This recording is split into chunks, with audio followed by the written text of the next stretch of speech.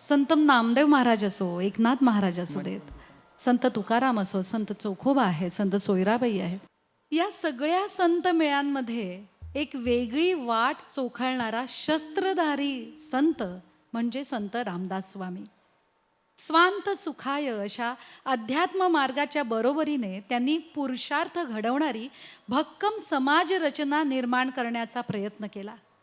शिवकारणासाठी प्रत्येक माणूस अंतर्बाह्य पारखून घेणारे ते एक द्रष्टे गुरु होते.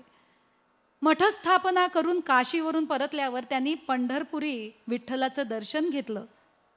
ती सुंदर मूर्ती पाहून अतिशय देखणी कमरेवरती हात ठेवलेली त्यांना प्रश्न पडला की तू असा का उभा श्रीरामा.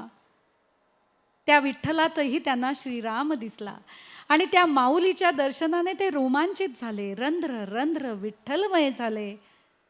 पांडुरंग नामी त्यांचा ध्यास लागला.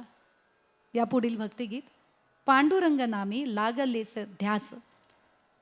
समर्थ रामदास स्वामी यांची ही रचना आणि गाते तन्वी गोरे. पांडुरंग